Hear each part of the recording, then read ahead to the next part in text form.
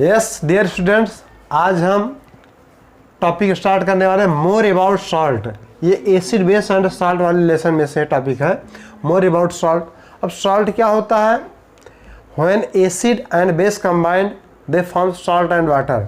Means one portion इसका metal होगा first portion, और सेकेंड पोर्शन क्या होगा? Non metal. ये सॉल्ट होते हैं except ammonium chloride. Ammonium chloride means ये नॉन मेटल होते हैं और क्लोराइड भी नॉन मेटल है, तो अमोनियम का जो सॉल्ट होगा ये नॉन मेटल का सॉल्ट है। रेस्ट जितने होते हैं दे आर मेटेलिक सॉल्ट। अब एग्जांपल करके एक एक का हम देखते हैं। जैसे हमने ले लिया सोडियम हाइड्रोक्साइड NaOH, इस पर HCl का रिएक्शन करा दो। अब यहाँ देखना, it forms NaCl along with water. इसका नाम हुआ बेस, इसका नाम हुआ एसिड। बेस और एसिड दोनों कंबाइंड हुए सॉल्ट वाटर बना लिए, पहला एग्जाम्पल। सेकंड एग्जाम्पल देखो, हमने ले लिया पोटेशियम हाइड्रोक्साइड और इस पर सल्फ्यूरिक एसिड का रिएक्शन करा दो, तो बन जाएगा K2SO4 plus water. It means potassium hydroxide base है, सल्फ्यूरिक एसिड एसिड है। ये बेस एसिड दोनों कंबाइंड होके पोटेशियम सल्फेट सॉल्ट बना लिए। अगला स्टेप नंबर थर्ड एग्जाम्पल, यहाँ देखिए, हम एक और लेते हैं अमोनियम का salt, that is ammonium hydroxide. इस पर HCl का रिएक्शन करा दो। देखना, ये सभी मेटल हाइड्रोक्साइड हैं, बेसिक होते हैं, ये नॉन मेटल हाइड्रोक्साइड है। अब ये बना लेगा NH4Cl प्लस वाटर। इसमें चेक कर लो, अमोनियम हाइड्रोक्साइड बेस, ये Cl एसिड हुआ, कम्बिनेशन के बाद बन गया अमोनियम क्लोराइड। ये क्या हुआ? सॉल्ट है। एक और एग्जांपल देखना,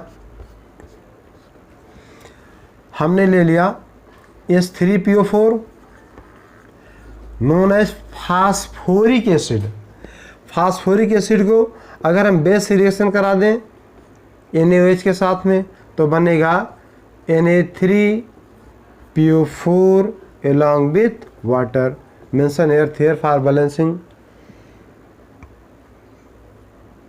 तो ये हो गया सोडियम फास्फेट। एग्जाम्पल नंबर 5, हमने ले लिया एस्टिक एसिड।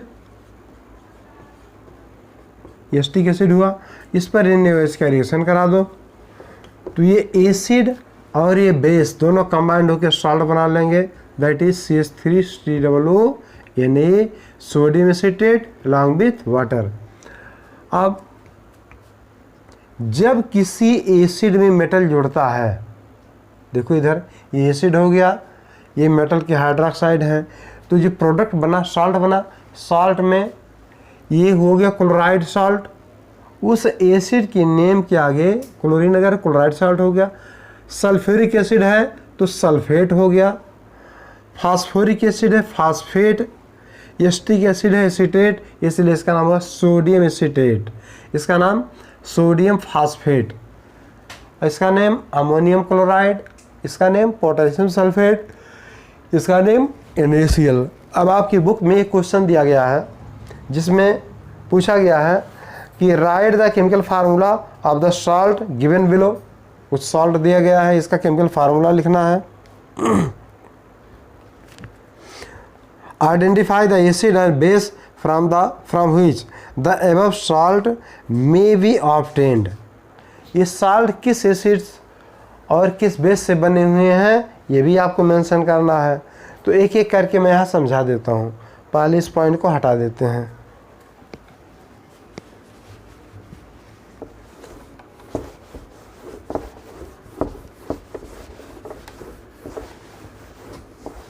अब इसमें दिया गया है आपके NCERT के बुक में 2.4.1 फैमिली ऑफ सॉल्ट में दिया गया है पोटेशियम सल्फेट। यहाँ नोट कर लिए हम,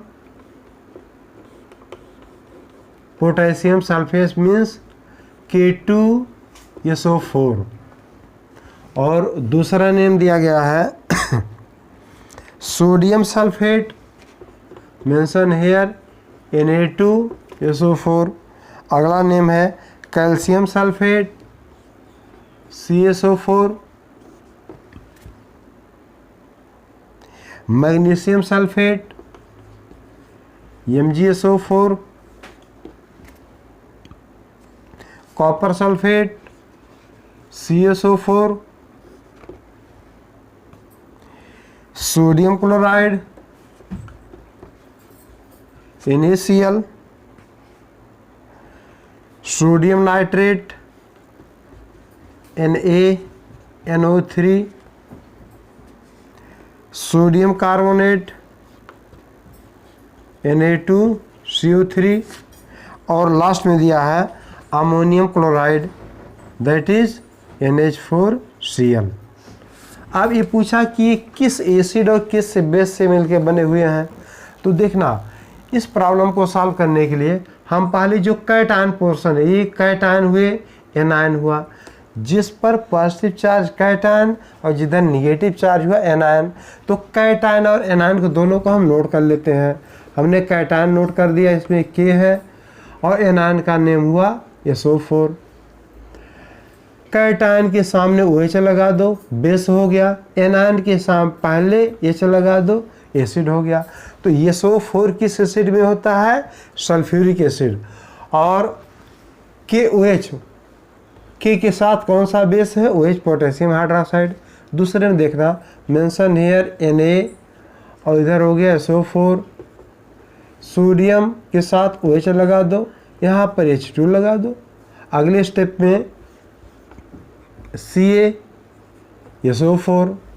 SO4 किस एसिड में होगा? सल्फ्यूरिक एसिड में। और Ca के साथ OH2 लगा दो। अगला Mg SO4 है, यहाँ पर H2 लगा दो, सल्फ्यूरिक एसिड हुआ। और मैग्नीशियम हाइड्रोक्साइड हुआ। कॉपर सल्फेट Cu, और यहाँ हुआ SO4। यहाँ पर H2 लगा दो और यहाँ पर OH लगा दीजिए। अगला केस NaCl नोट कर दिए। इसके पहले OH लगा दो, इसके पहले H लगा दिए। Sodium nitrate NaNO3। अब नाइट्रेट मीन्स किस एसिड में आता है? आंसर हुआ नाइट्रिक एसिड, H कर दो, यहाँ OH लगा देना। अगला स्टेप, सोडियम कार्बोनेट Na हो गया CO3। तो कार्बोनेट में कार्बोनिक एसिड H2CO3 और सोडियम साथ OH लगा दो, सोडियम हाइड्रोक्साइड। यहाँ पर है NH4 और Cl। Cl के साथ कौन एसिड होगा? Hydrochloric acid. और NH4 के साथ क्या होगा? OH होगा।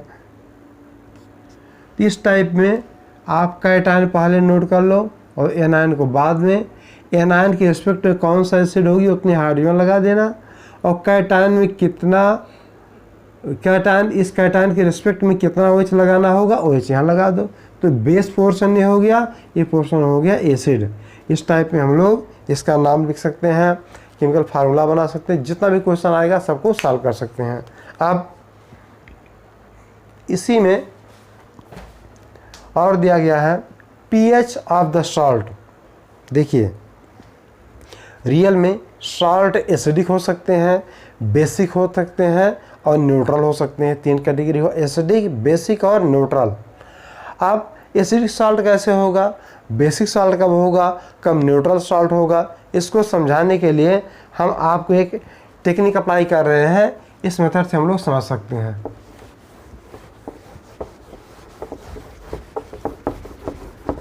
जैसे एसिडिक सॉल्ट क्या होगा, हमने ले लिया यहाँ पर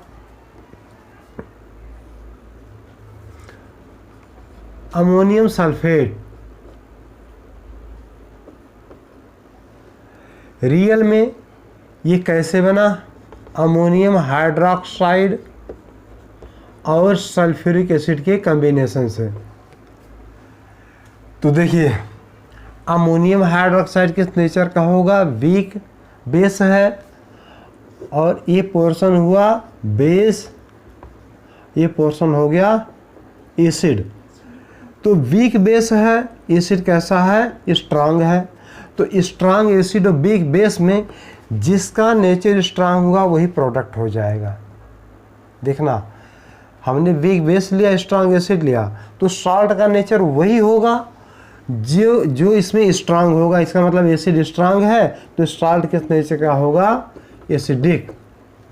सॉल्ट का नेचर कैसा होगा, एसिडिक हो गया।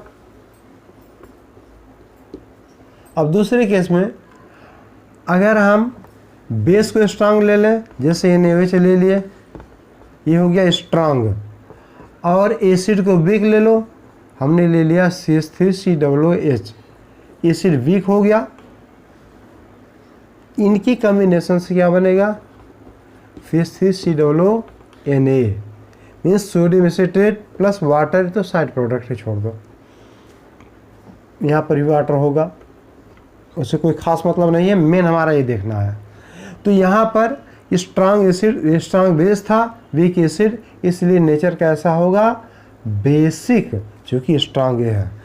और ये पहला केस था, दूसरा केस हुआ। तीसरे केस में देखना, और फिर चौथे केस में। तीसरे केस में अगर मैं बेस ले लूँ, सपोज दैट मैंने लिया है यहाँ पर NH4OH, ये कैसा बेस है, वीक है, बेस ले लिए, इसमें वीक एसिड मिला दो, CH3COOH।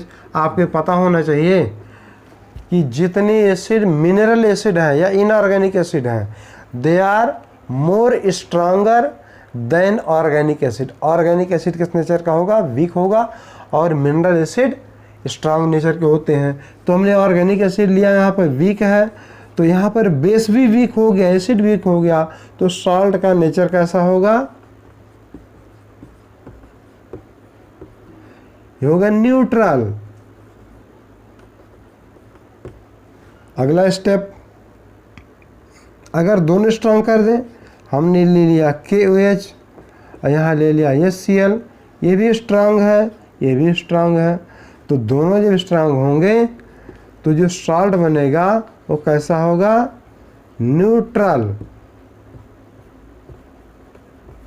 ध्यान दीजिएगा, जब एसिड और बेस दोनों स्ट्रांग होंगे तो न्यूट्रल होगा, दोनों वीक होंगे तो न्यूट्रल होगा, और एक स्ट्रांग है एक वीक है, तो जो स्ट्रांग होगा वही नेचर शो कर देगा। इसमें देखो, बेस स्ट्रांग है, बेस वीक है, एसिड स्ट्रांग है, तो एसिडिक नेचर का हो गया। यहाँ पर बेस स्ट्रांग है, एसिड वीक है, तो बेसिक नेचर का हो गया। इस टाइप में सॉल्ट को हम डिवाइड कर लिए, कैसे, एसिडिक, बेसिक और न्यूट्रल, सबका मैंने एग्जाम्पल भी दे दिया। अब आगे चलते हैं। PH, what is pH, do you know? अब पीएच को हम समझा देते हैं। पीएच मीन्स, ये पोटेंज वर्ड से लिया गया है। PH means power of hydrogen ion concentration for acid, and POH for base, hydroxide ion concentration. जिस सॉल्यूशन में H+ आयन कंसंट्रेशन ज़्यादा होगा उसका pH लो होगा, और जिस सॉल्यूशन में OH- आयन का कंसंट्रेशन ज़्यादा होगा उसका pH ज़्यादा होगा। तो pH के लिए बताया गया है, देखो ये ग्राफ से मैं शो कर दे रहा हूँ ऐसे करके। इधर हो गया 7 न्यूट्रल हो गए, इधर पोर्शन हो गया एसिडिक, इधर हो गया बेसिक। अब एसिडिक में 7 के बाद 8, 9, फिर 10, फिर यहाँ पर आया 11, 12, 13, 14, लास्ट में आ गया 14 तक। और यहाँ पर suppose that 1, 2, 3, 4, 5, 6 and so on. तो एसिडिक पोर्शन इधर बढ़ेगा और इधर पोर्शन जो होगा ये कैसा नेचर होगा, बेसिक। बीच में पड़ गए 7, 7 कैसा होगा, न्यूट्रल। अब फार्मूला होता है pH equal to minus hydrogen ion concentration, means pH of any solution is equal to the negative logarithms of hydrogen ion concentration. ये जो स्क्वायर ब्रैकेट टाइप आप देख रहे हो, ये रियल में स्क्वायर ब्रैकेट नहीं है, ये हाइड्रोजन कंसंट्रेशन का सिंबल है केमिस्ट्री लैंग्वेज में। तो जिस सोल्यूशन का, मटेरियल का या सोल्यूशन का pH 7 होगा, दे आर न्यूट्रल, pH से कम होता जाएगा, धीरे धीरे एसिडिटी बढ़ती जाएगी। जैसे दो एसिड हम ले लिए हैं, एक का pH 4 है, दूसरे का pH 2 है, तो कौन ज़्यादा स्ट्रॉन्ग एसिड होगा? जिसका pH लोअर होगा। वो हम पिछली वीडियो में ऑलरेडी बताए थे। अब यहाँ जिसका pH, एक का pH 9, एक का pH 13 मान लेते हैं, तो जिसका pH ज़्यादा होगा वो बेसिक नेचर शो करेगा। pH कम acidic character, pH more basic character. अब कॉमन सॉल्ट के विषय में बताते हैं। कॉमन सॉल्ट पढ़ाने के पहले थोड़ा सा हिस्ट्री में आप देख लो। महात्मा गांधी जी थे, उन्होंने नमक आंदोलन किया अंग्रेजों के खिलाफ, और 78 समर्थकों के साथ ये कहाँ गए थे?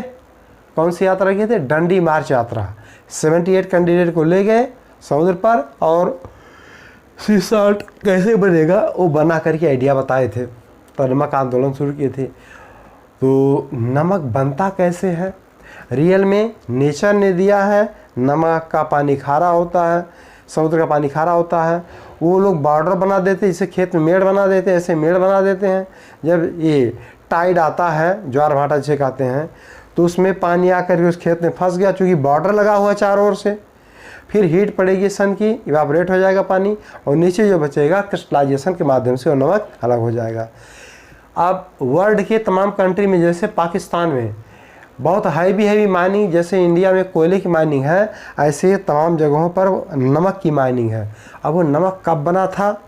रियल में ऐसा माना जाता है कि अरबों साल पहले, लाखों साल पहले, लाख साल थे और ज़्यादा, अरबों साल पहले कभी बहुत हीट एनर्जी पैदा हुई, समुद्र का पानी इवापोरेट हो गया, समुद्र सूख गया, और सूखने के बाद जो सॉल्ट बचा वो तो इवापोरेट होगा नहीं, वो जमता चला गया, तो बड़ी बड़ी चट्टान बन गया। उससे खोद करके भी निकाला जाता है। लाहौर में शायद एक हैवी चट्टान है नमक की। तो नमक नेचर ने ऐसे दिया। अब हम लोग और क्या क्या इससे बनाते हैं? तमाम केमिकल बनाने के लिए नमक का यूज करते हैं। एग्जाम्पल के लिए हम पहला एग्जाम्पल लेते हैं सोडियम हाइड्रोक्साइड। ये कैसे बनेगा?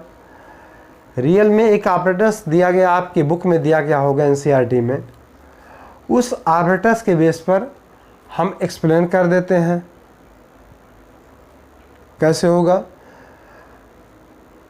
सोडियम क्लोराइड के एक्वस सॉल्यूशन का जब इलेक्ट्रोलाइसिस करते हैं तो उस समय सोडियम हाइड्रोक्साइड का फॉर्मेशन होगा। साथ में दो और गैसें निकलती हैं, एक हाइड्रोजन होता है और दूसरा क्लोरीन। ध्यान से सुन लीजिएगा। जब सोडियम हाइड्रोक्साइड के कुछ सॉल्यूशन का इलेक्ट्रोलाइसिस करते हैं तो सोडियम हाइड्रोक्साइड बने।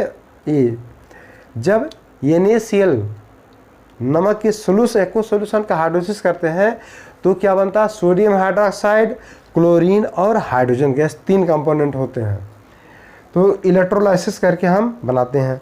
अब ये फिगर आपको बना के समझा देते हैं। रियल में एक चैम्बर है, ऐसे मान लो,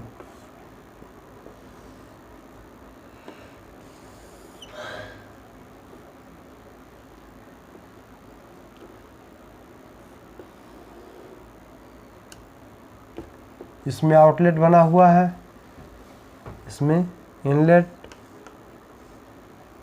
और यहाँ पर इलेक्ट्रोलाइसिस जो होगा, यहाँ से Cl2 गैस, क्लोरीन गैस निकलती है, और यहाँ से H2 हाइड्रोजन गैस निकलती है। 2 पोर हो गए। यहाँ पर सेमी परमेबल मेम्ब्रेन एक लगाई गई है। यहाँ पे एक हैवी इलेक्ट्रोड लगा हुआ है, ऐसे मान लो। दूसरा इलेक्ट्रोड यहाँ पर लगा हुआ है, ऐसे मान लीजिए। एक को बैटरी के निगेटिव पोर्शन से जोड़ दिए और दूसरे को बैटरी की पॉजिटिव टर्मिनल से जोड़ दिए। अब इसका नेम हो गया एनोड और इस पोर्शन का नेम निगेटिव पोर्शन हुआ, टर्मिनल हुआ, इसका नेम हुआ कैथोड।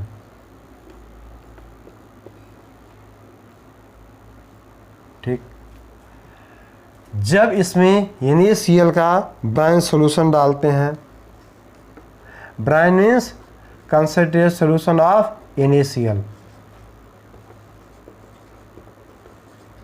ब्राइन सॉल्यूशन है NaCl कंसंट्रेटेड सॉल्यूशन, तो इस साइड से सोडियम हाइड्रोक्साइड NaOH बाहर निकलेगा, सॉल्यूशन NaOH का निकलेगा, और क्लोरीन गैस यहाँ एनोड के पास में, एनोड की साइड में क्लोरीन गैस निकलेगी और कैथोड की साइड में हाइड्रोजन गैस निकलेगी।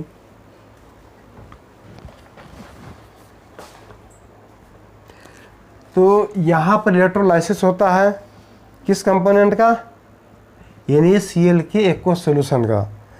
तो इलेक्ट्रोलाइसिस होने पर ये डिकम्पोज होगा NaCl, और डिकम्पोज होने के बाद में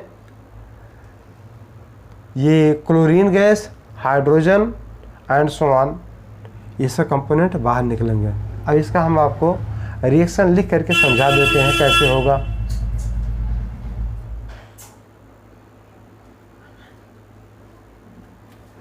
देखो, हमने ले लिया NaCl plus water, mention here electrolysis. Electrolysis होने के बाद में यहाँ से रिलीज होगा sodium hydroxide plus hydrogen along with chlorine gas. एक कंप्लीट इक्वेशन हो गया।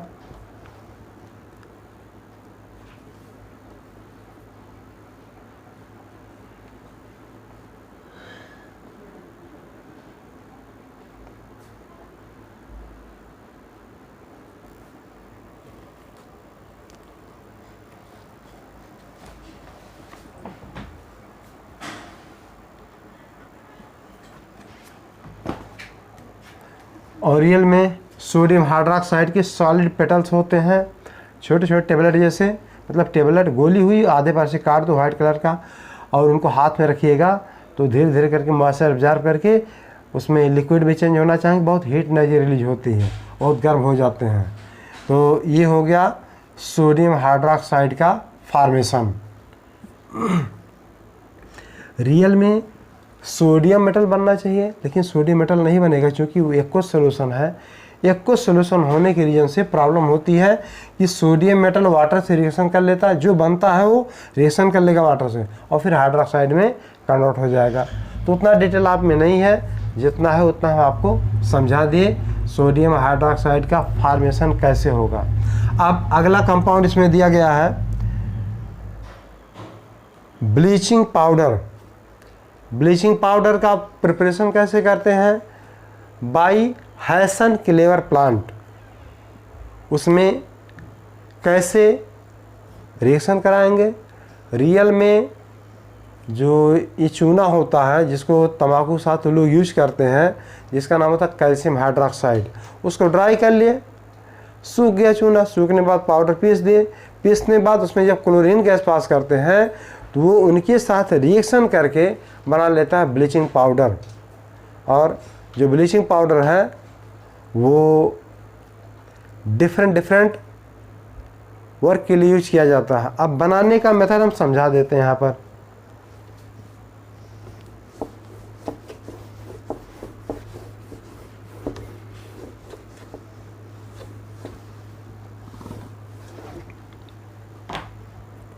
आपके 10th में जैसे दिएगा वैसे शो कर देते हैं।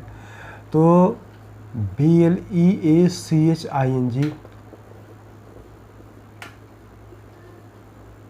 ब्लीचिंग पाउडर कैसे किसमें बनाया जाता है? हैसन क्लेवर प्लांट होता है। उस प्लांट में ऊपर से जैसे हॉपर होता है, ये आटा चक्की देख रहे हो ना, आटा चक्की में हॉपर बना होता है, वहाँ गेहूँ डाला जाता है, धीरे धीरे करके नीचे आता है, उसी टाइप पे हासन क्लेवर प्लांट होता है। तो उसमें क्या रिएक्शन होंगे उसको समझा देते हैं। हमने ले लिया calcium hydroxide, mention here dry calcium hydroxide है, इसमें क्लोरीन गैस को पास कर दो। अब ये रिएक्शन करने के बाद बना लेगा CaOCl2 along with water vapour. तो यहाँ पर क्लोरीन गैस जब ड्राई कैल्शियम हाइड्रोक्साइड पर पास होता है तो पास होने के बाद में एक कंपाउंड बनेगा जिसका नाम होगा कैल्शियम ऑक्सीक्लोराइड। नेम कैसे रखे हैं, कॉमन नेम है ब्लीचिंग पाउडर और केमिकल नेम कैल्शियम ऑक्सीक्लोराइड। ये कंपाउंड बन जाता है और रियल में कैल्शियम ऑक्सीक्लोराइड CaOCl2 जब वाटर से रिएक्शन करेगा, या आप CO2 कर दो, एटमॉस्फेयर में कहीं डाल दिया गया तो CO2 से रिएक्शन करेगा तो बना लेगा कैल्शियम कार्बोनेट, क्लोरीन गैस साथ में। ये क्लोरीन गैस वहाँ से उड़ती है बहुत तीखी, जैसे बाथरूम में डाला गया तो ये एटमॉस्फेयर में CO2 गैस है, उस CO2 के साथ कंबाइंड होगा, बना लेगा कैल्शियम कार्बोनेट और अपनी क्लोरीन गैस को क्या होगा, रिलीज कर देगा। रिलीज करने के रीजन से वहाँ पर बहुत तीखी स्मेल आती है due to the presence of chlorine gas. अब इसका यूज कहाँ करते हैं, देखो यूज आपके एग्जामिनेशन में पूछा जाता है। What is use of bleaching powder. तो ब्लीचिंग पाउडर का 2-4 यूज है। पेपर इंडस्ट्री में जैसे सवाई घास होती है, उस घास को या प्लांट को कूट पीस करके पेपर बनाते हैं, तो उस पेपर को क्या करते हैं, उसमें ग्रीन मटेरियल होंगे तो उसमें क्लोरीन गैस पास कर देते हैं, ब्लीचिंग डाल देते हैं, तो ब्लीचिंग का काम करके उसको साफ कर देता है। इसका यूज क्या करते हैं, कॉटन इंडस्ट्री हो गया या लाइनिंग या कपड़ा उद्योग हो गया, means textile industry, paper industry में यूज करते हैं, और क्लॉथ को ब्लीच करने के लिए लॉन्ड्री में यूज करते हैं। ऑक्सीडाइजिंग एजेंट है ये, और बहुत से केमिकल इंडस्ट्री में आज ऑक्सीडाइजिंग एजेंट यूज करते हैं। ड्रिंकिंग वाटर को प्योरीफाई करने के लिए, जर्म फ्री करने के लिए ब्लीचिंग पाउडर एक लिमिटेड अमाउंट में डाला जाता है, ज़्यादा नहीं, थोड़ा सा ब्लीचिंग पाउडर डालते हैं लिमिटेड अमाउंट में, वो जर्म फ्री करने के लिए वाटर को। तो ये सब हो गया ब्लीचिंग पाउडर का यूज। देखो जहाँ पर बड़े बड़े मेला लगते हैं, जैसे कुंभ का मेला लगा, वहाँ पर मेला ख़त्म होते समय या मेला चलता रहा तब भी इकट्ठा करके कहीं कहीं ब्लीचिंग पाउडर मारते रहते हैं, क्योंकि गंदगी ना फैलने पाए, बैक्टीरिया फैल जाएंगे तो क्या होगा, बीमारी फैल जाएगी, उसलिए ब्लीचिंग पाउडर भी यूज कर सकते हैं। अगला बेकिंग सोडा, और बेकिंग सोडा को हम अगले क्लास में पढ़ाएंगे। तब तक के लिए गुड बाय, अपने आप को सेफ रखिए।